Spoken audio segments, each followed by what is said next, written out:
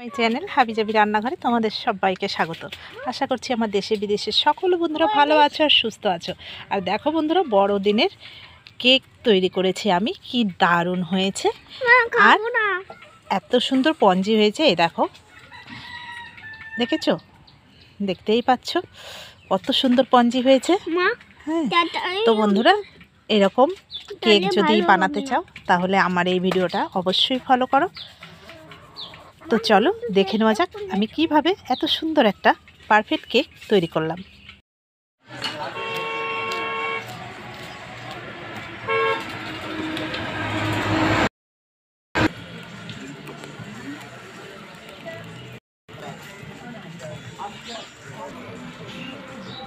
দেখো আমি একটা কেক তৈরি করার জন্য কি কি সরঞ্জাম নিয়ে নিয়েছি। এখানে নিয়েছি আমি ময়দা, এখানে নিয়েছি চিনি গুঁড়ো করে, এখানে একটু কাজু কিশমিশ নিয়েছি, দুটো আমুল দুধের প্যাকেট নিয়েছি, এখানে ভ্যানিলা নিয়েছি, এখানে বেকিং পাউডার নিয়েছি, আর এক বাটি দুধ নিয়েছি, আর 3টে দেশি ডিম নিয়ে নিয়েছি। তো চলো এখন এক এক করে আমি, আর নিয়েছি এখানে সাদা তেল। তো চলো এখন আমি এক এক করে সরঞ্জামগুলো মিশিয়ে নিই। তোমরা এই ডিমের কালারটা দেখেই বুঝতে পারছো যে পুরো দেশি মুরগির ডিম। তো ডিমটা আমি ভালো করে ফেটিয়ে নেব। দেখো এখানে আমি এক বাটি ময়দা দিয়ে দিলাম, আমি আরও একটু ময়দা দেব। প্রায় দেখো আমি 1.5 বাটি ময়দা নিয়ে নিলাম। এবার আমি এখানে তেল দিয়ে দেব, প্রায় 100 গ্রামের মতো সাদা তেল। দেখো দেখতেই পাচ্ছ আমি এখানে 100 গ্রামের মতো তেল দিয়ে দেব।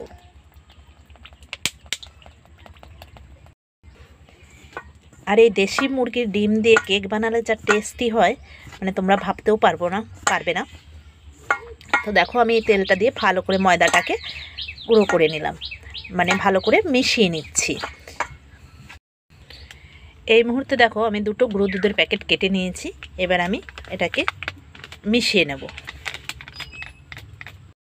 এটাকেও আমি ভালো করে মিশিয়ে নিচ্ছি।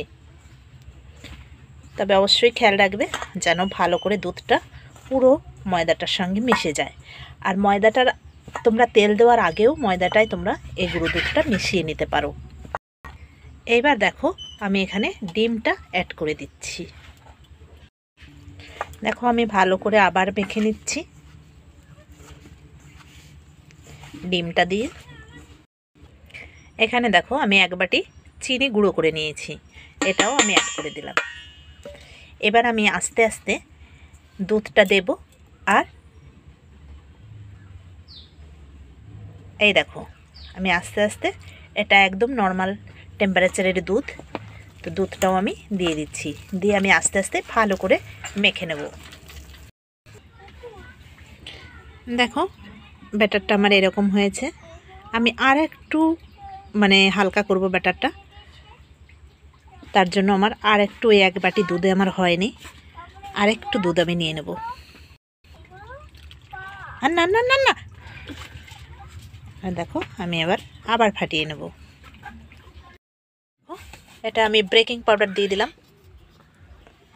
আর দিয়ে দেব এই দেখো 1 চামচ দিলাম বেকিং পাউডার, আর এখানে দিলাম আমি বেকিং সোডা।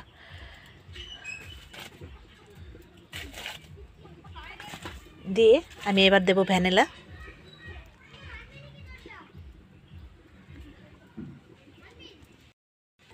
ভ্যানিলাটাও আমি দিয়ে দিলাম 1 চামচের মতো।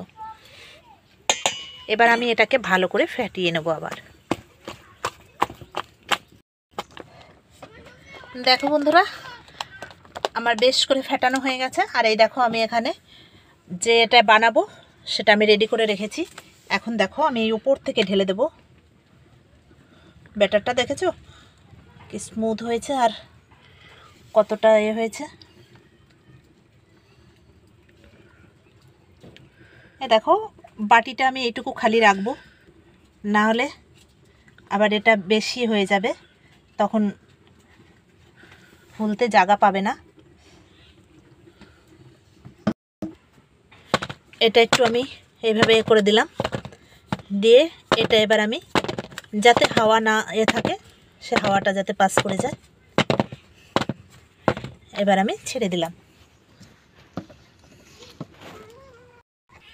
তো দেখো এখানে আমি একটা প্রেসার কুকার বসিয়ে দিয়েছি, আর প্রেসার কুকারের মধ্যে আমি দিয়েছি নুন, আর এখানে আমি দিয়ে দিলাম একটা বাটি বসিয়ে। এবার এই বাটিটার উপরে আমি এই বাটিটা বসিয়ে দেব।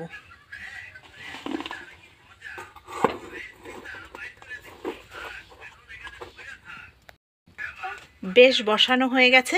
এবার আমি প্রেসার কুকারের ঢাকনাটা আটকে দেব। এখানে আমি গার্ডার আর উপরের সিটিটা খুলে নিয়েছি, নিয়ে এবার আমি এবার এটাকে আমি আটকে দিচ্ছি। এবার আমি গ্যাসের হিটটা কমিয়ে দেব, একদম সিমে দিয়ে রাখবো। 40-45 মিনিট পরে তারপরে আবার দেখা হচ্ছে। তখন আমার কেকটা পুরোপুরি রেডি হয়ে যাবে। তো চলো 40-45 মিনিট পরে ফিরে আসব। দেখো 30 মিনিট হয়ে গেছে। এবার আমি এটাকে একটু খুলে নেব। দেখো কত সুন্দর, দেখো ফুলে উঠেছে। এবার আমি এখানে একটু কাজু কিশমিশগুলো দিয়ে দেব।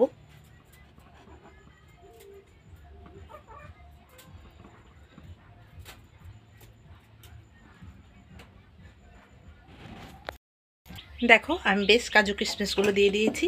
এবার আমি আবার আটকে দেব।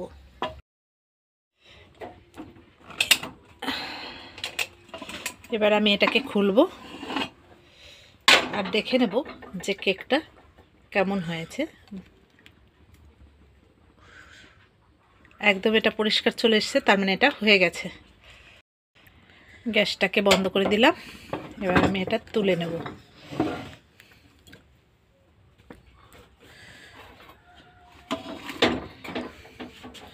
তুলে নিলাম। এটা তো দারুণ হয়েছে, একদম পঞ্জি। উল্টে দিয়েছি আমি, দেখো। এবার এটাকে তুলে নেব।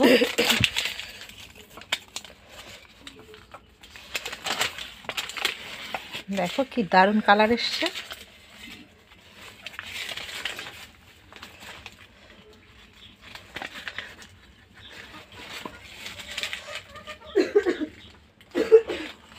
কেকটা আমার অনেক বড়, তাই অনেক টাইম লেগেছে।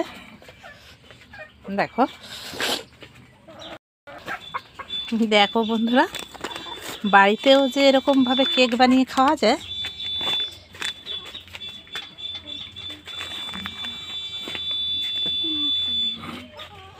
দেখো কতটা নরম আর সফট হয়েছে কেকটা, দেখেছ?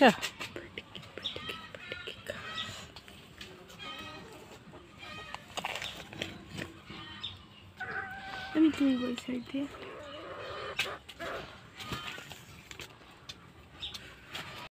আর ওপরটাও দেখো কম হয়েছে।